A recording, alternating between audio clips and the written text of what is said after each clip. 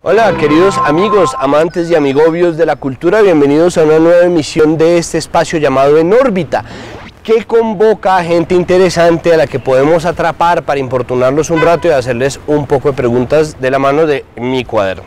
En este caso estamos con el escritor argentino Andrés Neumann, que, bueno, muchísimas gracias Andrés, bienvenido En órbita. Es un placer. No, muchas gracias a ti, porque además yo sé hasta qué punto tu agenda está muy apretada por estos días. Llegaste a Colombia y te ha tocado evento acá, evento allá, charla con los niños del Tintal y bueno, un poco de vainas. Y de hecho, siempre hay tiempo para poner una silla en la calle y sentarse a hablar un rato. Bueno, muy bien. ¿Extrañas el mate? Sí, ¿tienen? No. Corten. Mira, pero pues de hecho mi primera pregunta, más que realmente la nostalgia del mate, es sobre el éxito. ¿Eso qué significa? ¿O qué significa tener éxito? ¿O qué ha significado hasta ahora? Y todo eso que llamamos éxito, que es una palabra verdaderamente detestable y molesta, sí, si te fijas, tiene que ver con la repercusión exterior a su primer trabajo. O sea, en todo caso el éxito, si existiese, tendría que ver con cómo queda realizado el texto. Lo demás sería repercusión. Además, bueno, me alegra tener lectores y por supuesto lo agradezco, pero hay algo previo a ese momento que es la sensación de fracaso al escribir un texto, que es totalmente irremediable. Creo que, me imagino que a muchos escritores les pasa. Yo siempre siento que el texto podría haber quedado mejor.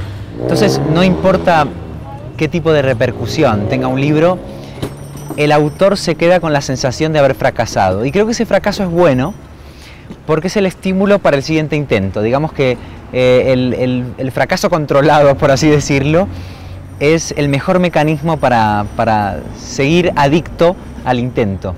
Es decir, que en ese sentido el éxito, entre comillas, que estamos de acuerdo, es una palabra detestable, es simplemente que es un patrón de medida muy común pues en este mundo ahora, ¿no? O sea, todos son los medios, los tweets, los retweets, sí, los posts, los likes, los bla. Claro. Y en esa medida existe como un proceso creativo que tiene casi que esa adicción al fracaso. Y que no es cuantitativo, sino cualitativo, ¿no? Entonces, siento que el concepto del éxito está muy contaminado del criterio cuantitativo, de lo numérico, como si el éxito fuese un fenómeno estadístico.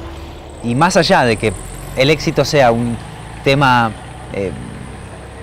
poco significativo para el arte, lo cierto es que creo que en todo caso habría que medirlo en función del resultado cualitativo. De pronto decir, bueno, Borges tuvo éxito cuando escribió Funes el Memorioso.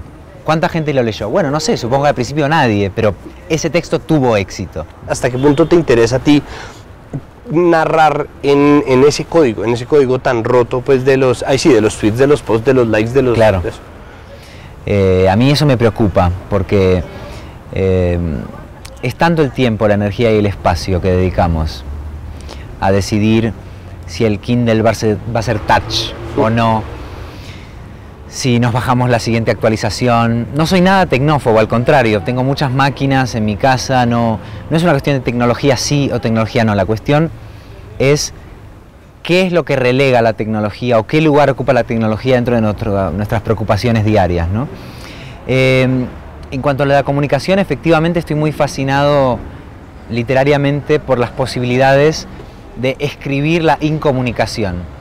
Un diálogo que sale mal, una carta que no llega, una llamada que se corta, porque me parece que la literatura necesita acompañar los tropiezos de su tiempo y también las emociones de su tiempo, y me parece que uno de los leitmotivs de nuestra época es mil y una formas de incomunicarnos mejor. Sí, exacto, de desconectarnos los unos de los otros. Dentro de todo lo que tú haces se cuenta novelista, sí, cuentista, traductor, poeta y crítico. ¿Estoy correcto? ¿Me falta alguna? No, eso último es un título que no merezco. ¿Que no? No, nunca me he considerado crítico literario. Okay. ¿Pero ejerces a ratos?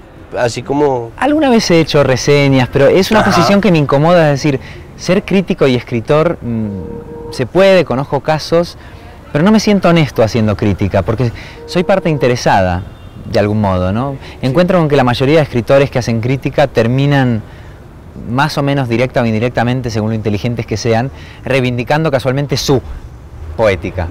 Sí, entonces, su forma de hacerlo. Siento que no tengo derecho a hacer crítica, pero bueno, entiendo que haya escritores que la hagan, ¿eh?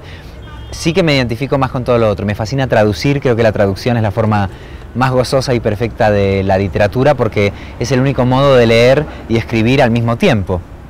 Y de corregir, te diría que incluso los tres vicios se reúnen en la traducción. Un traductor lee, escribe y corrige en un mismo movimiento, así que es como una especie de literato multiorgásmico el traductor, obtiene el placer de cada uno de los roles esenciales de la literatura. Entonces es una colaboración cada traducción, es decir, sí hay un compromiso creativo de alguna manera, pero no existe, no es todo metido hasta el fondo, o sea, no existe la ansiedad de estar dando vida a un producto nuevo.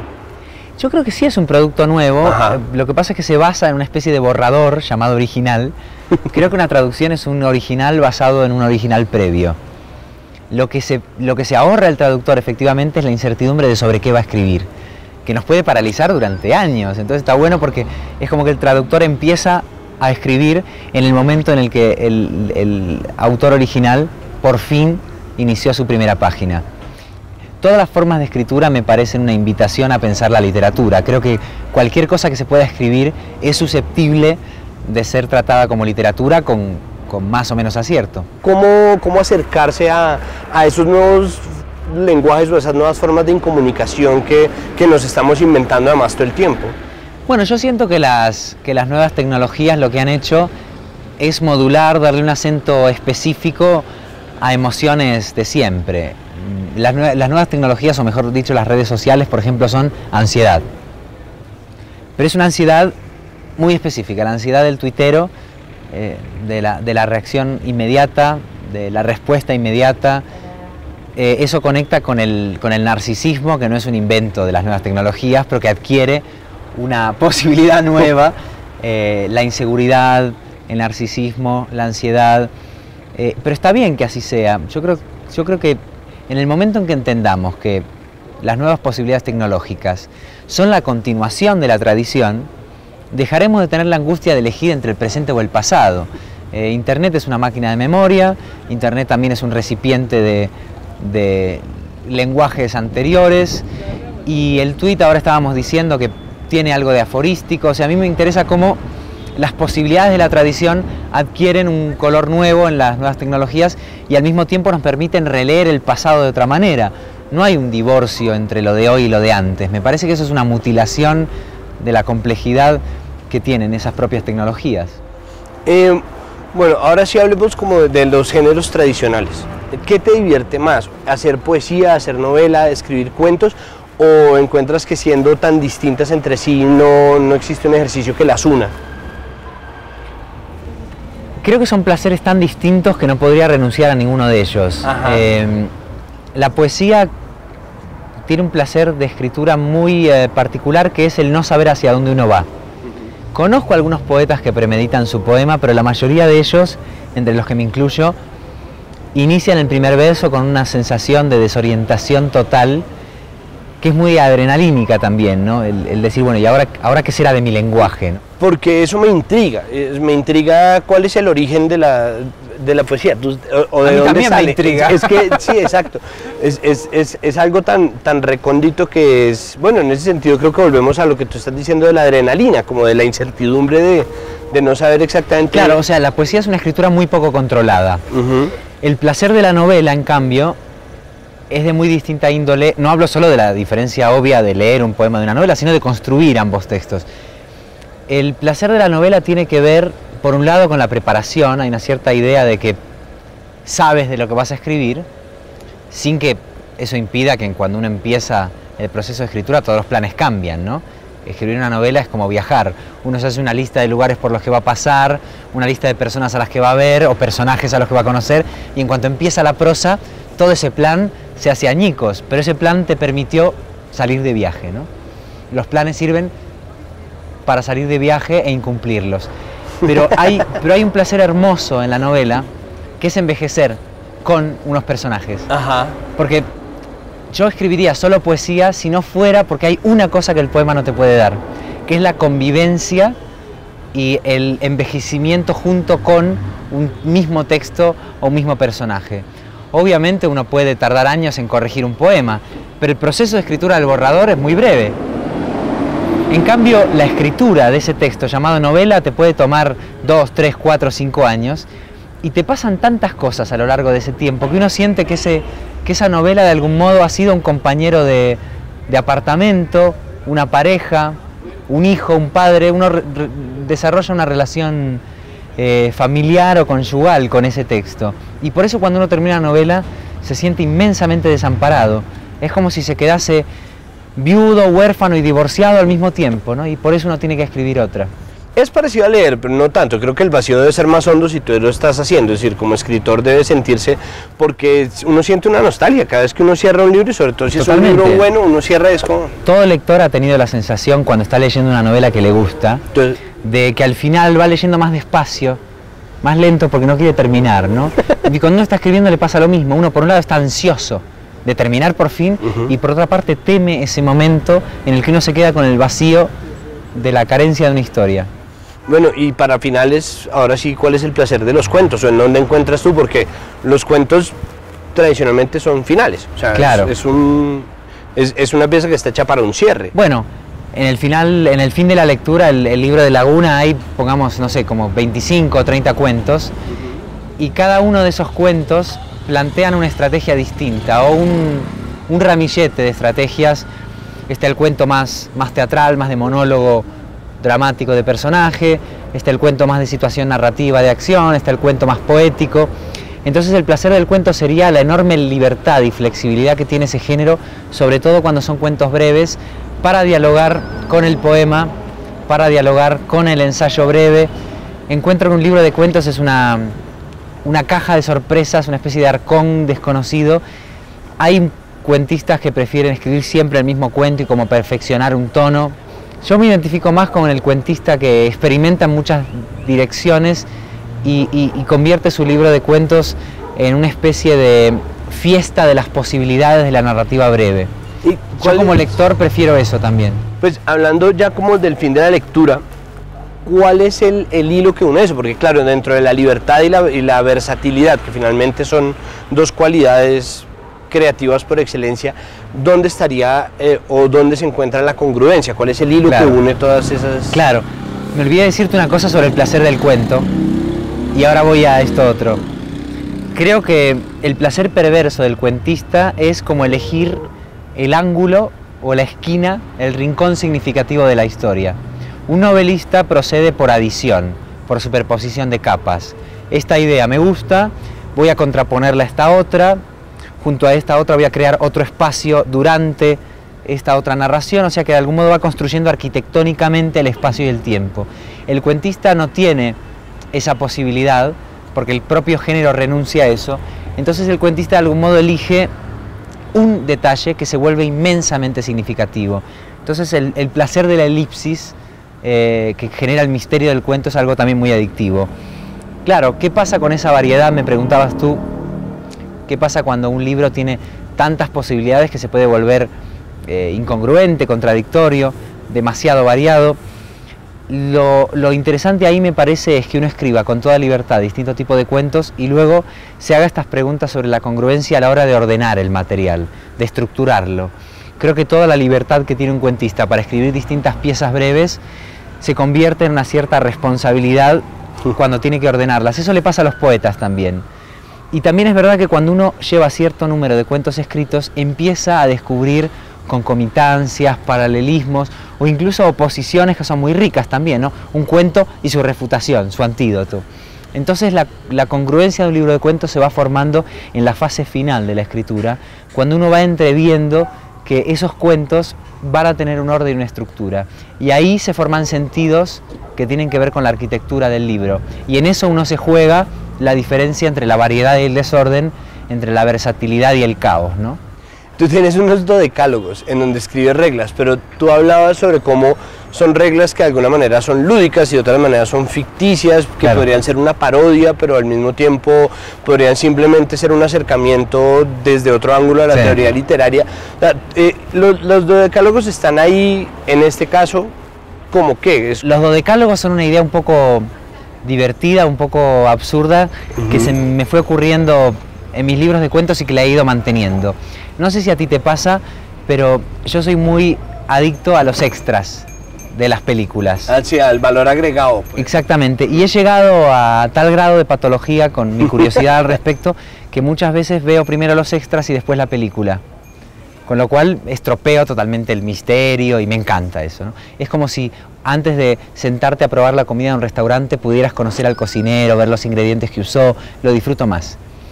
En esa línea empecé a incluir en mis libros de cuentos como unos bonus tracks que son como pequeños textos llamados dodecálogos, es decir, listados de 12 ideas acerca de la escritura de los cuentos.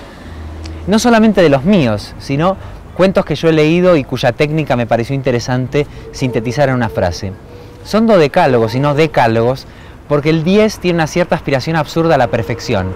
Sí. Es pretencioso decir 10 reglas para hacer algo, porque da la impresión de que no son ni una más ni una menos. El 10 es un número que no admite alteración, ¿no? En cambio el número 12 es más arbitrario, es como pedir una docena de huevos. Entonces, bueno, la idea era transmitir, son 12 principios, podrían ser 14, podrían ser 18, 20, y no es un dodecálogo, son varios, para también transmitir la idea de que cada autor puede tener su dodecálogo, o incluso un mismo autor puede tener distintas poéticas de la escritura, ¿no? Y las pongo al final para aquel que esté interesado un poco en la cocina de la escritura de la narrativa breve, y son, sí, reflexiones teóricas lúdicas sobre la escritura y también, como tú decías, su sátira. Son, digamos, normas de escritura que contienen su propia ironía. Y además a veces se contradicen entre sí. Creo que la contradicción es muy útil para la teoría. A veces las teorías pecan de un exceso de coherencia, del pánico de decir el uno y su contrario. Y sin embargo creo que en la vida y en la escritura estamos permanentemente topándonos con la paradoja de que creemos en algo y creemos en su refutación. Y creo que una teoría literaria honesta debería incorporar esa zona de contradicción. Bien, me parece divertido que exista la contradicción porque finalmente se cumple un poco con el objetivo de dejar más preguntas que respuestas. Exacto. Sí, además esas estadísticas que se presentan como el espejismo de la objetividad, como diciendo, bueno, respecto a esto hay una respuesta, es una variante científica de la religión. Hay una respuesta verdadera y es esta estadística. Pero si empiezas a escarbar en las estadísticas siempre se puede encontrar otra que la refute. Uno puede ocultar una parte de esos datos, esto lo hacen los gobiernos, por ejemplo. Subrayan unas estadísticas, omiten otras, o sea que ni siquiera la estadística es objetiva porque hay una forma de leer, una forma interesada de leer la estadística también. O sea que nunca va a haber una respuesta. Y precisamente me parece que la literatura sirve para entrenarnos en esa incertidumbre y llevarla a un territorio de reflexión interesante. Hacer de la incertidumbre algo deseable en lugar de algo que nos dé miedo. Yo tenía anotado, sin haberme dado cuenta, un punto sobre las colaboraciones, porque entiendo que esta es la primera vez que en un libro tuyo aparecen dibujos, o sea que existe una colaboración directa con otro autor de contenidos. Eso es muy interesante que lo menciones, porque efectivamente El fin de la lectura es un libro con dos autores, un autor gráfico y un autor verbal. Rafael Díaz ha hecho un trabajo hermosísimo. Valdría la pena que de alguna manera muestren en cámara algunos de los dibujos porque... Echemos dibujos. Ay, pues sí. Ve contándome y yo aquí hago labores de cámara. Siento que los dibujos de esta edición no solamente ilustran el libro, sino que son ejercicios de interpretación de los cuentos, son opiniones sobre los textos. Hay una ilustración que me fascina, bueno, esta es una de las más emocionantes bonita, para ¿no? mí. La de la bañera, me encanta. Eso cuenta la historia de cómo mi abuelo decidió ahogarse en una bañera y ese dibujo lo que lo muestra es en una posición fetal, totalmente rodeado por el mar de sus propios recuerdos. Hay otra muy buena de un cuento que se llama Juan José, que muestra un paciente o un terapeuta con dos cabezas y resume muy bien la ambigüedad de cuántos personajes hay en el cuento. En definitiva diría que esto no es una edición ilustrada, sino que son textos con su opinión gráfica, y ha sido muy hermosa la colaboración con Rafael porque yo mandaba un borrador de un cuento, él contestaba con un borrador de una ilustración, yo le comentaba la ilustración, él la modificaba, esa modificación me hacía que yo reescribiera la historia, así que se puede decir que son dibujos y textos a cuatro manos. Termina siendo como una continuación, como el placer culpable de no dejar que algo termine otra vez hasta que termina. Es que un texto tal y como yo lo siento, no termina nunca. La publicación de un texto es una convención editorial, social. Decretamos que un texto que se imprime, hasta eso ahora es obsoleto, porque en fin, uno digitalmente puede revisar siempre un texto. Pero está la convención de que cuando un texto se imprime, adquiere su forma definitiva, pero yo siempre me he preguntado, bueno, ¿por qué? O sea, ¿por qué un texto, en el momento que empieza a tomar una vida en una librería, no admite modificaciones? Un texto está en permanente evolución y cada persona que lee un texto puede modificar su sentido. Por lo tanto, no me parece extraño que un autor tenga la tentación de añadir o quitar. No tiene que ver con el arrepentimiento, tiene que ver con la profunda cualidad de organismo vivo de un texto. Y precisamente en esta edición he reescrito algunos de los textos que habían sido previamente publicados y siento que eso es legítimo. ¿Quién soy yo para decretar que un texto está terminado? Cuando un texto es mucho más inquieto que nosotros. Bueno, es incluso un texto más inquieto que ese perro, lo cual no es fácil. Por ejemplo, un texto no termina nunca y ese ladrido tampoco. Entonces la realidad es así de cambiante y de insistente. Pero está el perro terminado, está el ladrido terminado. Claro, ¿está alguna vez un perro corregido lo suficiente? Claro que no. ¿Que Cookie terminó alguna vez? Un perro no calla nunca y un texto tampoco. Lo que sí debería callar en algún momento es su autor. Creo, es saludable. Bueno, pues me parece que ese es el cierre perfecto. Creo que lo hiciste ex profesor, pero vamos a pegarnos. Y el perro se ha solidarizado porque ha guardado un silencio respetuosísimo. Sepulcral, el man quedó fino, gracias a que producción nos dio un presupuesto para Scooby. Programar un perro. Claro, para programar el perrito. Que, bueno, aquí cerramos esta entrevista, Andrés. Muchísimas gracias, de verdad, muchísimas gracias por este tiempo que nos das. Ustedes recuerden que esta entrevista la van a ver completa en www.enorbita.tv y recuerden también que hasta donde nos sea posible vamos a seguir buscando gente a quien importunar con el cuadernito, el esferito, el gordote. Hasta luego.